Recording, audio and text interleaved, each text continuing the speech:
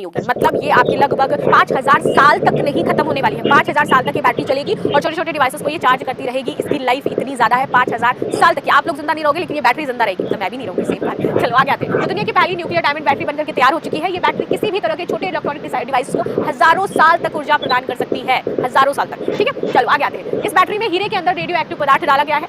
ये कार्बन 14 नाम के रेडियो एक्टिव पदार्थ है जिनकी हाफ लाइफ होती है 5730 साल। ठीक है, यानी डिवाइस अगर इतने साल तक चल सकता है तो उससे ऊर्जा मिलती रहेगी। इंग्लैंड की ब्रिस्टल यूनिवर्सिटी के वैज्ञानिकों ने दुनिया की पहली न्यूक्लियर डायमंड बैटरी बनाई है। रेडियो एक्टिव पदार्थ और हीरा मिलकर के ये बिजली पैदा करते हैं। तो हीरा सबसे कठोर होता है, हीरा सबसे सॉलिड मानते हैं हम, इसलिए इसका यूज किया गया है। ठीक है, इस बैटरी को चलाने के लिए किसी भी तरीके मोशन की जरूरत नहीं है, यानी कि किसी भी कॉइल के अंदर मैग्नेट को घुमाने की जरूरत नहीं है। ये किसी भी पारंपरिक बैटरी या फिर बिजली पैदा करने वाले यंत्र से कई गुना बेहतर है आपकी। और इस बैटरी के अंदर रेडिएशन की वजह से इलेक्ट्रॉन्स तेजी से घूमते हैं, जिसकी वजह से आपकी बिजली पैदा होती है। ये ठीक वैसे ही है जैसे कि सोलर पावर के लिए आपके फोटोवोल्टिक सेल्स का इस्तेमाल किया जाता है, वैसे ही सिंपली यहाँ पर ये इलेक्ट्रॉन्स आपके वर्क करते हैं, जिससे फोटोन्स को बिजली, जिससे जो फोटोन्स होते हैं वो आपकी बिजली में बदल जाते हैं। आगे बात करते हैं। 2017 में बनाई गई थी प्रोटोटाइप इसकी बैटरी। तो इसकी जो बैटरी थी वो 2017 में सिर्फ प्रोटोटाइप बनाया गया था, जस्ट इन्वेंशन हुआ था और प्रोटोटाइप बना था, वर्क नहीं करती, ऐसा कुछ नहीं था। सिर्फ हमने इसका ऊपर का हिस्सा की कैसे बनना है, क्या चीजें होनी, वो सिर्फ हमने डिजाइन किया था, बनाया नहीं था। तो प्रोटोटाइप बना था इसका 2017 में। इससे पहले निकल 63 के इस्तेमाल से साल 2017 में प्रोटोटाइप बैटरी बनी। लेकिन नई बैटरी को कार्बन 14 रेडियो एक्टिव आइसोटोप हीरे से बनाया गया है। ये रेडियो एक्टिव पदार्थ को हीरे के बीच में लगाया जाता है, जिससे बिजली आपकी पैदा होने लगती है। रेडिएशन रोकने के लिए हीरे का इस्तेमाल, तो कार्बन 14 का इस्तेमाल इसलिए किया जा रहा है ताकि रेडिएशन कम और छोटी दूरी तक ही।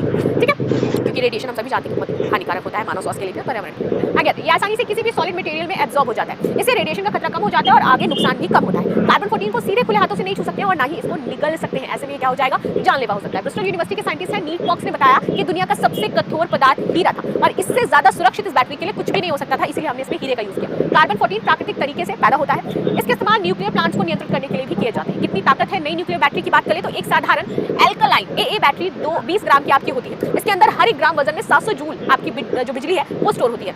लेकिन न्यूक्लियर डायमंड बैटरी का 1 ग्राम हर दिन 15 जूल्स की बिजली दे सकता है। ऐसे में हमें कम लग रहा है, लेकिन AA बैटरी का पूरा इस्तेमाल हो तो ये 1 दिन में खत्म हो जाएगी। ठीक है, डायमंड बैटरी लेकिन खत्म नहीं होती। कार्बन 14 की हाफ लाइफ 5730 है, यानी कितने वर्षों में ये सिर्फ अपनी आधी ही ताकत खोएगा, आधी फिर भी बचेगी। अगर भविष्य में इस पदार्थ को ताकत से स्पेसक्राफ्ट बनाया जाए तो हमारे सौर मंडल में सबसे नजदीकी पड़ोसी अल्फा सेंटोरी तक ये पहुंच जाएगा, जो हमसे 4.4 प्रकाश वर्ष की दूरी पर मौजूद है। तो इतनी ये